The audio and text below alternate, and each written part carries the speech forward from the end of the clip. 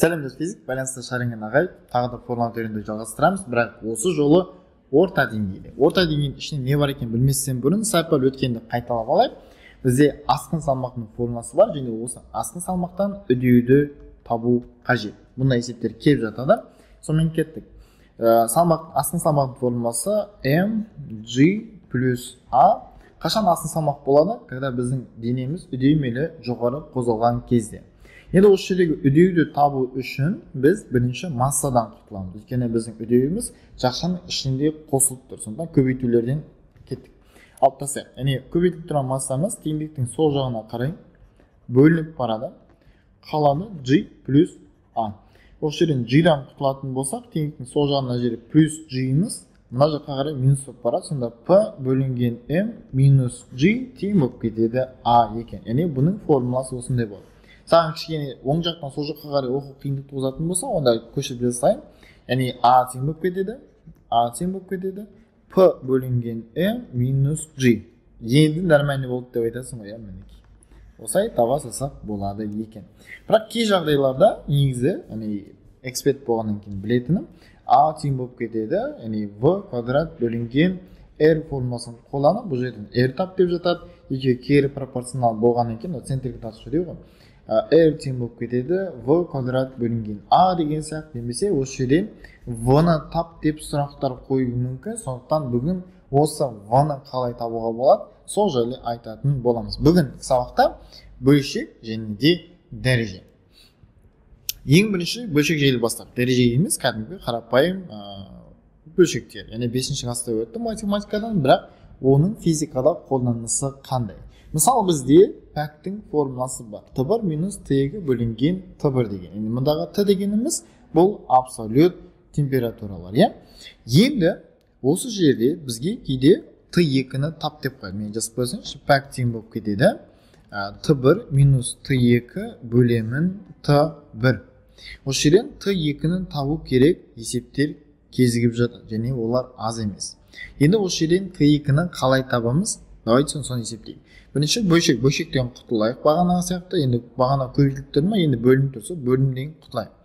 Енді бөлініп тұрған Т1-іміз теңдіктің сол жағына қарай көбейтіліп бара қояды. Осы жерден пәк көбейтілген Т1 тең Т1 минус Т2 бола салады. Бізге Т2 белгісіз, және оның алдында минус бар. Сондықтан біз мына екеуінің орындарын алмастырамыз. Сонда бізде Т2 мына жаққа плюс болып барады, бірақ мына минус болып барады. Т1 минус пәк көбейтілген Т1. Байқасаңыз, мына жерде Т1-лер 2 рет қайталанып тұр. Демек оны жақшаның сыртына шығарып жібере аламыз. Сонда қалады не? Мұнда 1 қалады, минус пәк қалады екен. Сонымен жазғанда салқындатқыштың, яғни температурасын қалай табуға болады дейтін болсақ, бірден Т1 1 минус пәк арқылы табуға болады екен. Мұнаны сендерге жазып жаттап алуға кеңес беремін. Пәктің тағы да формуласы бар жаңағыдай. Q1 минус Q2 бөлінген Q1 дейтін болса, осы жерден Q2 тең болады тура жаңағыдай. Q1 1 минус пәк деп таба салсаңдар болады. Рахмет айтасың ба? Не за что? Міне, жігіттер қыздар, енді бұл Т2-ні таптық, Енді осы жерден Т1-ді қалай тапсақ болады? Мен көшіп жаза қойын. Пәк тең болып кетеді Т1 минус Т2, бөлемін Т1-ге. Мен 100%-терін жазбаймын, потому что ол бос әңгіме сияқты. Өйткені бізде қарай 0,5 шығатын болса, біз үшін бұл 50%. Себебі физиктер үшін 1 деген сан бұл 100% деген мағынаны береді. Не только физиктер үшін, барлығы үшін де білемін. Сондықтан үлеспен шығарып алымда, содан кейін ғана бар процентке айналдырасың. Процент каждый раз 100%, бөлу 100%, көбейлі 100% деп жазып отырып, ол уақыт мен үшін нерв кәдімгідей. Сондықтан оны жазбаймын. Енді қарам, Т1 табайын десем, Т1 алымда да тұр, бөлімінде де тұр. Сондықтан мен оларды бір жаққа қарай жинауым керек болады. Сонымен, бірінші көбейтіп алайын. Пәк Т1 тең болады Т1 минус Т2. Енді екі жақта да тұр. Сондықтан мен істеймін, мына екеуін алмастырсам болады. Бағанағыдай, мына екеуін алмастырсам болады. Пәк, мына жерде Т1, не істейді? Мына жерде, окей, ананы жіберейін деп айттым ғой. Так. Т2-ні жіберейін онда, Т2 немесе ана Т1-ді алып келсем болды. Ең дұрысы солау. өйткені бізде уже пәк бар ғой. Мынаны бері қарап келейін. Так, пәк t1 минус t1 тең болады минус t2. Қалай берсін, жалғастыра берсін. Так, енді осы жерден t1-ді жақсын сыртынан шығарып берсек, не қалады? Так, қалады. Мына жерде шеме шатақ болып кетті. Өшіріп қойсаң. t1 так, мұнда пәк минус 1 қалады. Тең болады минус t2.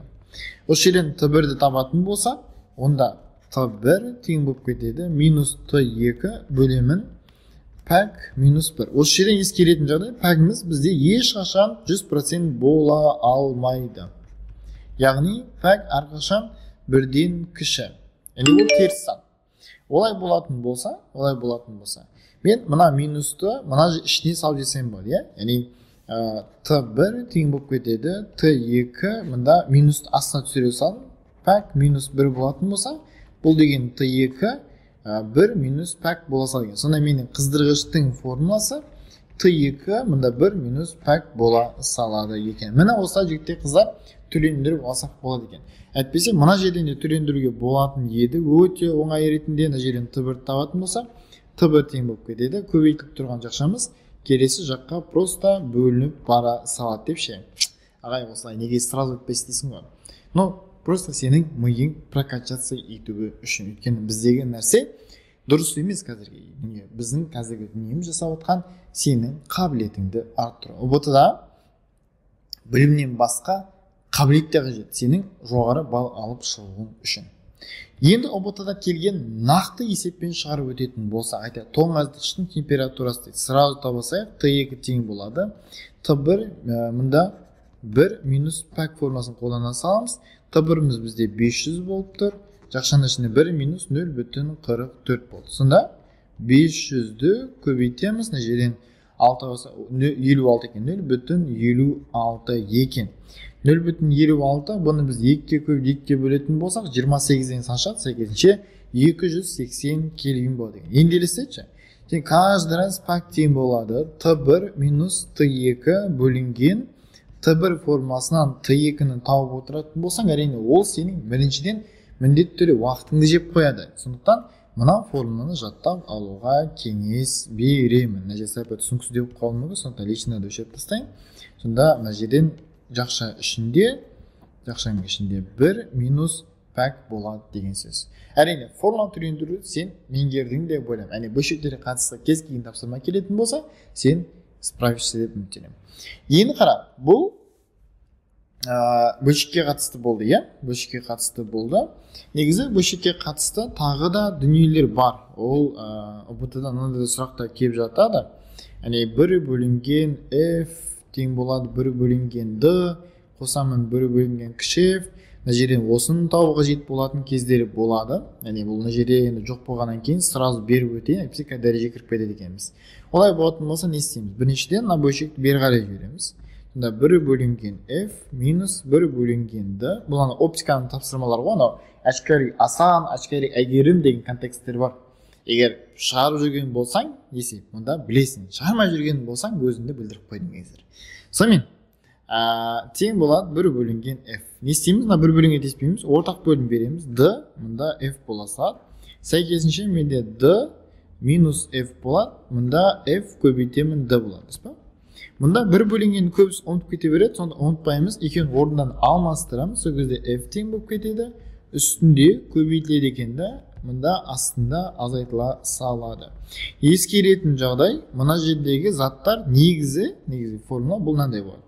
1 бөлінген f, мына жерде плюс-минус бар. 1 бөлінген d, және плюс-минус 1 бөлінген f. Көпшілігіне плюс-минус не екендігін білмейді, яғни оның шарттары бар. Ойыс болса, немесе кескін жалған болса, шын болса, қайсы болады, қандай жағдайда олар шын болады, жалған болады, оның барлығын біз курстың ішінде талдап өтетін боламыз. Ал бөлшекті бітірдік, енді дәрежеге көшейік. Мына нәрсе саған таныс шығар. Жалпы дәреже дегенде көп дәреже бар. Бізде енді ұбт-да келуі мүмкін ең патолог дәреже бұл 4 дәрежелі негізі.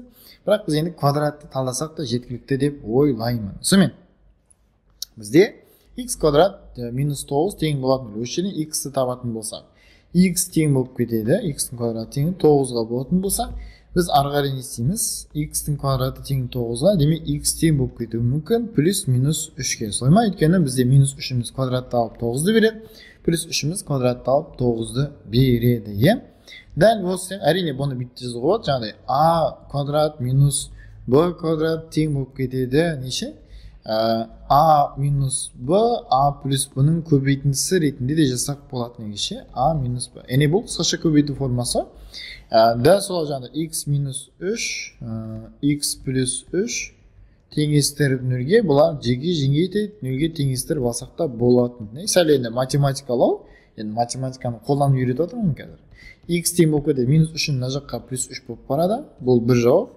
Екінші жауап, плюс 3-ін оң жаққа қарай минус 3 болып барады, бұл уже екінші жауап. Яғни x тең плюс минус 3 екендігін біз қазір наравно месте дәлелдеп тастадық. Енді ұбт-да физикада қалай келеді? Дәрежемен қалай жұмыс істейміз? Мысалы бізде h тең 7 квадрат бөлінген. Бұл еркін түсу деген тақырып. Еркін түсу деген тақырып. Осы жағдайда саған t-ны табу керек болады. Жазып қойсаң h тең болып кетеді gt квадрат бөлінген 2. Осы жерден сенде t белгісіз. T квадрат емес, t белгісіз. Не істейміз? Бөліп тұрғандарды көбейтіп жібереміз, көбейтіп тұрғандарды бөліп жібереміз. Яғни 2 үстіне барады, 2h бөлемін g бола салады. Тең болады t квадрат. Енді мына квадраттан құтылу үшін біз теңдіктің екінші жағын түбірге алып жібереміз. Яғни t тең болып кетеді, түбірдің астында дейміз 2h бөлеміз g. Яғни біз қазір оның түсу уақытын тауып алдық. Бұл өте жиі қолданатын формула, сондықтан осы формуланы жаттап ала сал. Немесе h тең болып кетеді v квадрат бөлінген 2g деген бар. 2a деп келтірсең болады, без разницы. Осы жерден саған v-ны табу қажет болады. Жазып қойсаң h тең болып кетеді v квадрат бөлінген 2g. 2g екеу, мына жерде екеуі де бөлініп тұр, мына жерде бөлу болып тұр. Сол бөлінген орнына мына жаққа көбейтіп жібереміз. Сан бірінші жазылып ұмытпаңдар. G негізі ол да сан ғой. 2gh тең болып кетеді v квадрат. Квадраттан құтылу үшін түбірге аламыз. Ұмытпаңдар. Сонда v тең болып кетеді түбірдің астында, яғни квадратталған түбірдің астында 2gh. Мына формулада өте көп қолданылады, және де бұны біз Торричелли формуласы деп атаймыз. Егер сен ұбт-да Торричелли формуласы қайсы дейтін болса, онда осы формуланы белгілеу қажет болады. Торричелли формуласы дегенде ғалым жайы сұрап отқан жоқ, кімнің формуласы екендігін сұрап отыр. Немесе өздерің көп білетін кинетикалық энергияны алатын болсақ, осы жерден v-ны белгісіз деп алсақ, e кинетикалық тең болып кетеді mv квадрат бөлінген 2. Осы жерден v-ны табамын десек, масса мен 2 лишний, 2-ні үстіге лақтырамыз. Массаны астыға жібереміз. Тең болып кетеді v-ның квадраты. Квадраттан құтылу үшін тағы да түбірге аламыз, сонда v тең болып кетеді. Түбірдің астында 2 еселенген кинетикалық энергияны массаға бөліп тастады екенбіз. Негізі көп жағдайда кинетикалық энергияның өзін сұрайды, немесе импульспен байланыстырып жатады, бірақ ол басқа тақырып. Так, сонымен ұбт-дан келетін есепті бірге шығарып өтсек, дәрежемен байланыстырған. Бір-біріне перпендикуляр бағыттаған 12 ньютон және 5 ньютон күштердің тең әрекетті күші қандай дейді. Яғни бізде қазір 12 ньютон осылай болсын, мысалы 12 ньютон бері қарай әсер етсін, және тура осы нүктеде 5 ньютон бері қарай әсер етсін. Бұл 5 ньютон болсын, не? Байқасыңдар, оның векторы оның мәнімен сәйкес. Енді осының қорыту векторы ол жоғары кетеді, және де оңға қарай кетейін деп тұр. Міне, тең әрекетті күш дегеніміз, бұны F индексте R тұрады. Осы FR. Енді бұған қарайтын болсақ, бір-біріне перпендикуляр, және бір-біріне гипотенуза сияқты болып тұрады. Мына жерге көшіретін болсақ, мына жерге көшіретін болсақ, бұда осындай бір тік бұрыш пайда болып тұр, тік бұрыш.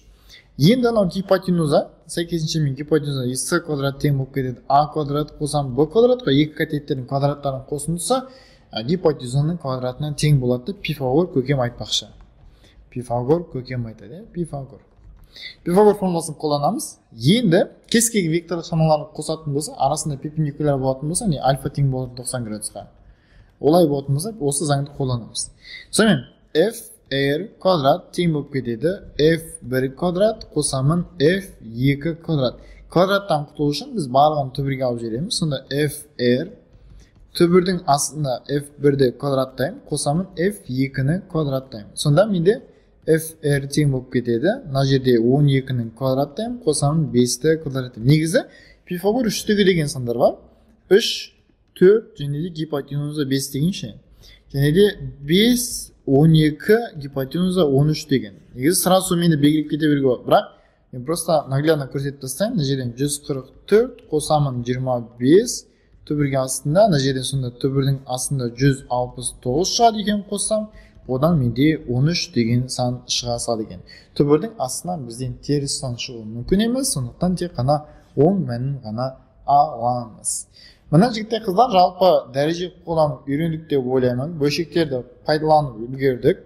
Енді осы екеуін тек қана ұбт-ға барғанда немесе пробнийларда немесе кәдімгі мектептің сабақтарында қолданып өзінің білім сапаңды арттыру ғана қалды. Және мына есепті өзіңе шығаруға қалдырамын. Қайталап айтамын, бірінші шығарсаң да, 1000-шы шығарсаң да, ең бастысы сенің комментте шығара алғаныңды мен көретін болам және де сол үшін қуанамын. Егер видео ұнаған болса, лайк басып, класстастармен бөлісуді ұмытпа және де біліміңді арттырып жүр. Бұдан да басқа видеолар бар, өйткені бұл тек 3-ші видео, әлі де бізде жоғары деңгей түбір және де иррационалдықтан құтылуды физикада қалай қолданамыз. Сол жайлы келесі сабақ.